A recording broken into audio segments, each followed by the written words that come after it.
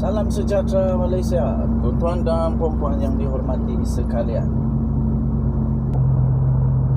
Denyut nadi suara rakyat bergema di channel ini. Okey, tuan-tuan dan puan-puan, ada peribahasa kata harimau mati meninggalkan belang, manusia mati meninggalkan nama.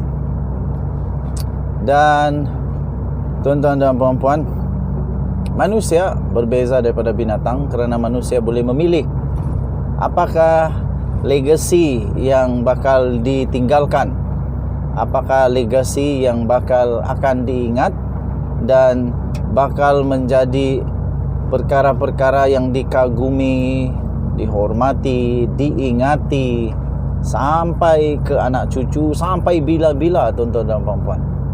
Seperti saya bagi contoh Tunku Abdul Rahman, kita tengok juga banyak lagi nama-nama yang lain,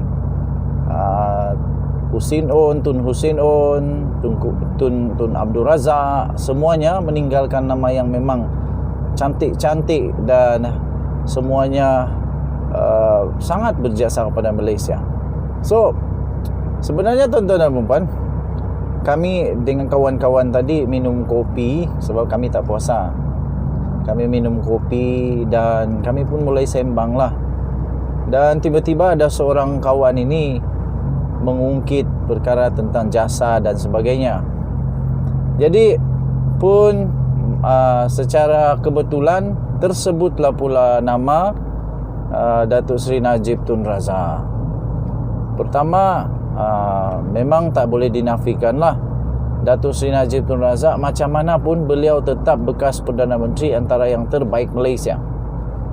Bantuan-bantuan yang telah diluluskan oleh Kerajaan Barisan Nasional di bawah pimpinan Datuk Seri Najib Tun Razak tak boleh dinafikan, memang antara yang terbaik. Rakyat semua ditolong sama rata, best, banyak bantuan. Tetapi tuan-tuan dan puan-puan, mau tidak mau tak boleh juga dapat dinafikan, beliau juga adalah antara Perdana Menteri, satu-satunya Perdana Menteri Malaysia yang pernah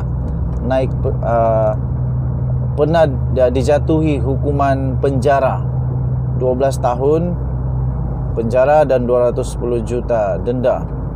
Tuan-tuan dan puan-puan, walaupun belum selesai, tetapi sudah dua mahkamah yang bersetuju bahawa Datuk Seri Najib Tun Razak telah bersalah kerana banyak pertuduhan lah. Jadi kawan pun tanya kepada kita lah, apa kamu rasa apa akan jadi kepada Datuk Seri Najib Tun Razak kalau dia tiba-tiba dah tak ada jawatan, dah tak ada kepentingan dengan UMNO, dah tak ada jawatan sama ada parlimen ataupun parti, apa jadi kepada Datuk Seri Najib Tun Razak? Harus diingat tuan-tuan dan puan-puan, sedih jugalah sebenarnya mau kasih cerita, tapi apa boleh buat, itulah dia punya kenyataan. Sedih juga, betul, terus terang saya tak suka juga cerita, tapi itulah kenyataan. Mahkamah sudah jatuhkan hukuman penjara 12 tahun dan 210 juta denda. Nombor dua, mahkamah juga sudah menerima itu petition, bukan mahkamah terimalah kot, tapi SPRM, LHDN memang sudah menuntut wang cukai daripada Najib banyak betul. Kalau tak silap saya 1.69 bilion, kalau tak silap lah. Kalau silap, yang penting lebih 100 juta lah. Yang penting yang penting lebih 100 juta. Jadi itu kedua. Ketiga, 1MDB Najib Razak masih lagi berjalan. Dan kes 1MDB Najib Razak yang sekarang ini baru pengubahan audit. Baru untuk kes yang mengganggu audit.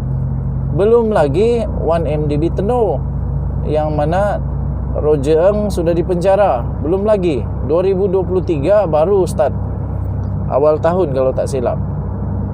Jadi tuan-tuan dan puan-puan, seandainya tiba-tiba Datuk Seri Najib Tun Razak dipenjara pada tahun ini, Kalaulah dia ditakdirkan kalah di Mahkamah Persekutuan dan dipenjara tahun ini, macam manalah nasib Najib Razak?